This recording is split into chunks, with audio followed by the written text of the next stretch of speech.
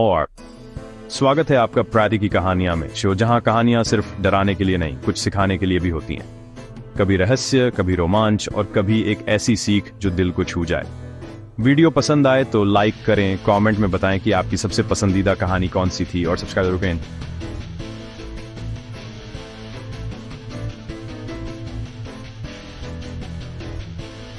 Kasarwer we sandere wide tamer and the nine bruising beer der beer anger and breatran and beer hour प्रेरणा देता है और कहानियों की इस खूबसूरत दुनिया को और भी गहराई से रचने की ताकत देता है।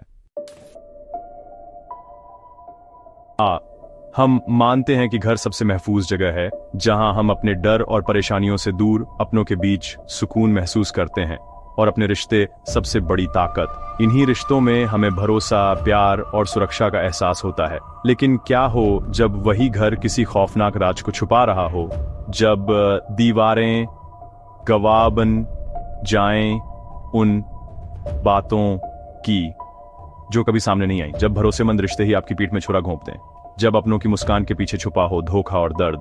आज की कहानी एक ऐसे गुनाह की है जिसने रिश्तों के मायने बदल दिए, एक ऐसा हादसा जिसने सबको हिला कर रख दिया। ये कहानी हमें सोचने पर मजबूर कर देती है कि सबसे बड़ा दुश्मन कभी कभी हमारे अपने ही होते हैं। जिन पर हम सबसे ज्यादा भरोसा करते हैं वही हमें सबसे गहरा घाव दे सकते हैं। एक आम सा घर, बाहर से खुशहाल, लेकिन अंदर एक साजिश पक रही थी। हर मुस्कान के पीछे छुपा था एक डर, मुस्कुराहट के पीछे छुपा कातिल, और दीवारों के पीछे दफन एक राज।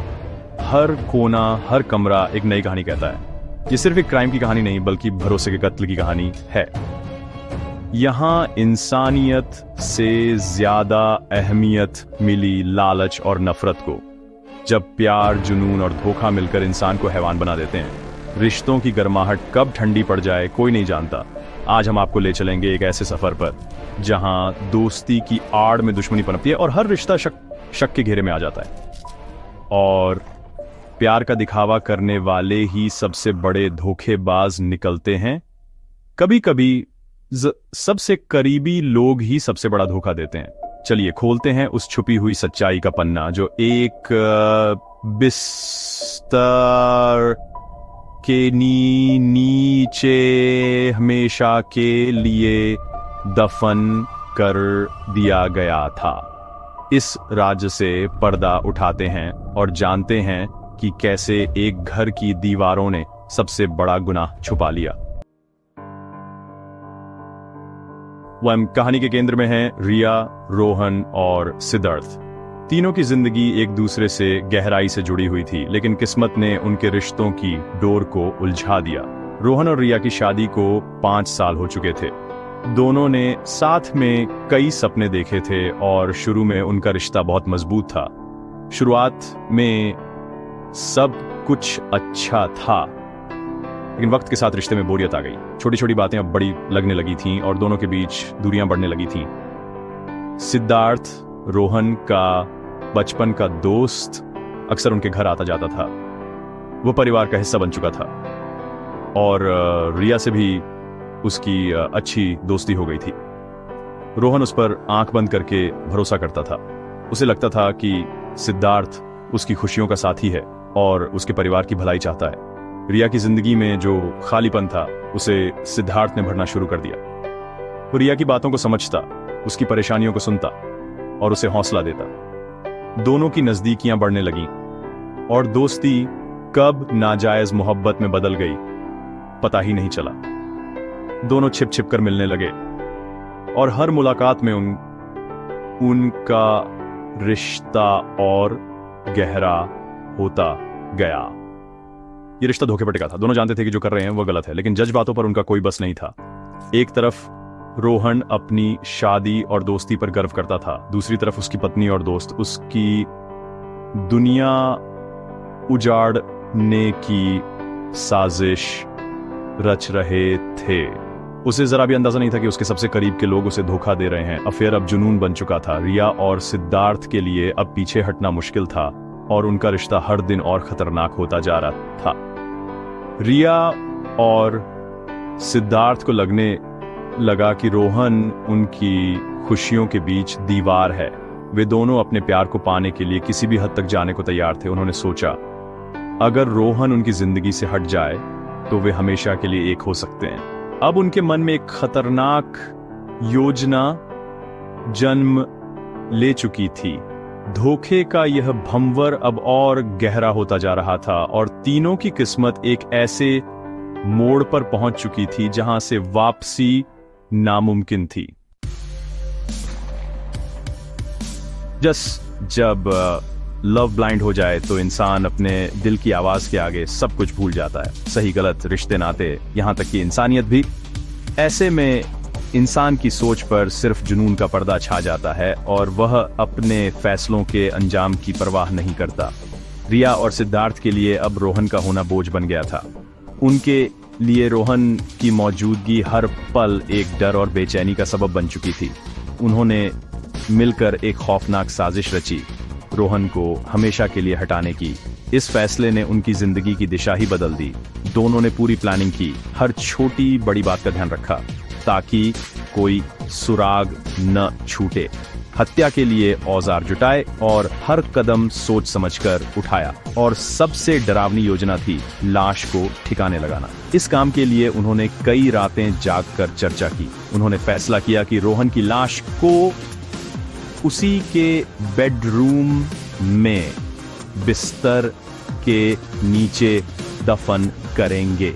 ये जगह उन्हें सबसे सेफ लगी। इसके लिए घर में सीमेंट, रेत और बाकी सामान लाया गया ताकि कोई शक न हो। रिया ने पड़ोसियों को मरम्मत का बहाना दिया ताकि उनकी नजरें कहीं और रहें। सिद्धार्थ देर रात रिया के घर आता ताकि कोई उन्हें साथ न देख सके और दोनों मिलकर फर्श के नीचे गड्ढा खोदते, हर रात थोड़ा थोड़ा। हर रात जब दुनिया सो रही थी, वे अपने ही घर में एक कब्र खोद रहे थे अपने गुनाह को छुपाने के लिए। जिस इंसान पर सबसे ज्यादा भरोसा था उसी के लिए विश्वास का कत्ल सबसे बड़ा गुनाह बन गया। वे बस उस दिन का वेट कर रहे थे जब उनकी योजना पूरी होगी और उनकी जिंदगी बदल जाएगी। लेकिन वे भूल गए थे कि गुनाह कभी छिपता नहीं और सच एक दिन सामने आ ही जाता है। और आखिरकार वो रात आ गई।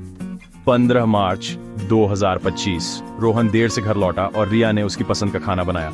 खाना खाने के बाद रिया ने उसे नींद की गोलियां मिला दूध दिया। रोहन गहरी नींद में सो गया। उसे नहीं पता था यह उसकी आखिरी नींद है। जैसे ही रोहन सोया, रिया ने सिद्धार्थ को इशारा किया। दोनों दबे दबे बेडरूम में पहुंचे और सोते हुए रोहन की हत्या कर दी। हत्या के बाद उन्होंने लाश को बिस्तर के नीचे खोदे गड्ढे में डाल दिया। सीमेंट और रेत से गड्ढा भर दिया, फर्श समतल किया और कालीन बिछा दी। सुबह सब कुछ सामान्य लग रहा था। रिया ने सफाई की और ऐसे बर्ताव किया जैसे कुछ हुआ ही ना हो। बिस्तर के नीचे अब एक गहरा राज दफन था और रिया सिद्धार्थ ने अपनी नई जिंदगी के सपने देखने शुरू कर दिए। उन्हें लगा अब उन्हें कोई नहीं पकड़ सकता, लेकिन वे गलत थे।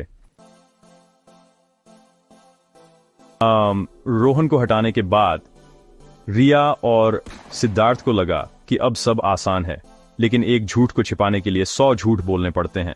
रिया ने दुनिया को यकीन दिलाने के लिए सोशल मीडिया का सहारा लिया। उसने रोहन के अकाउंट से फेक पोस्ट डाली जैसे वह आध्यात्मिक यात्रा पर है।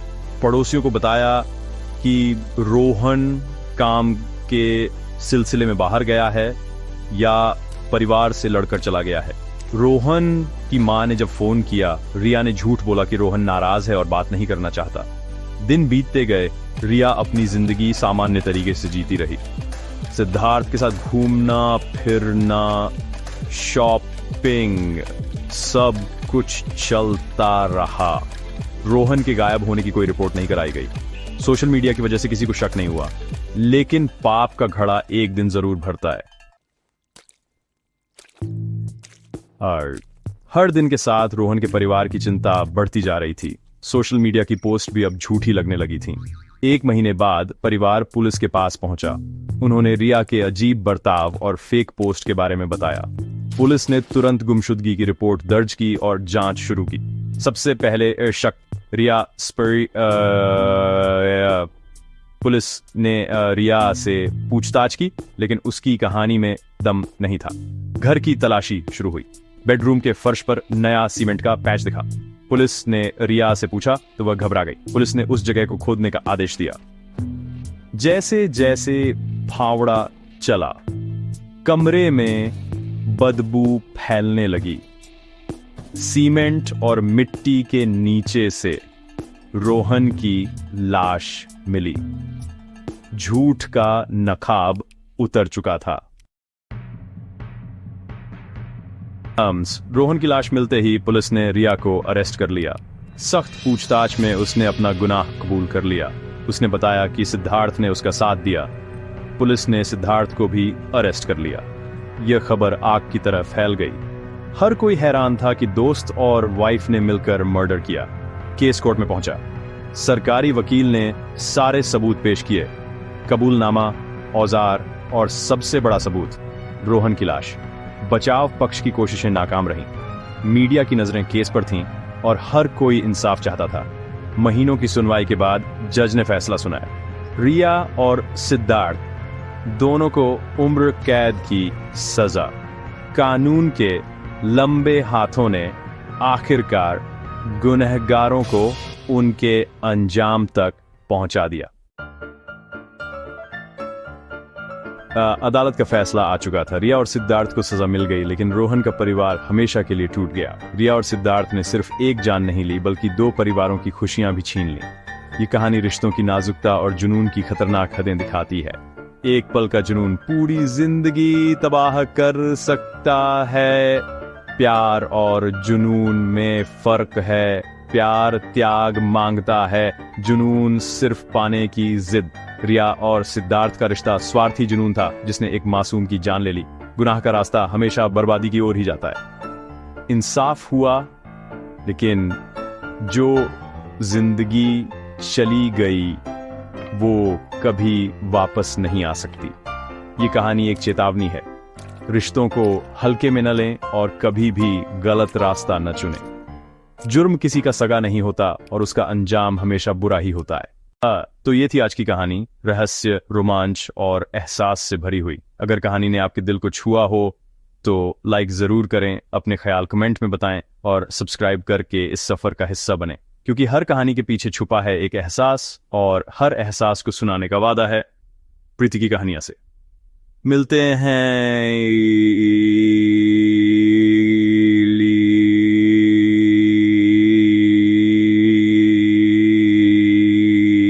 एक नए राज्य, एक नई रोशनी के साथ।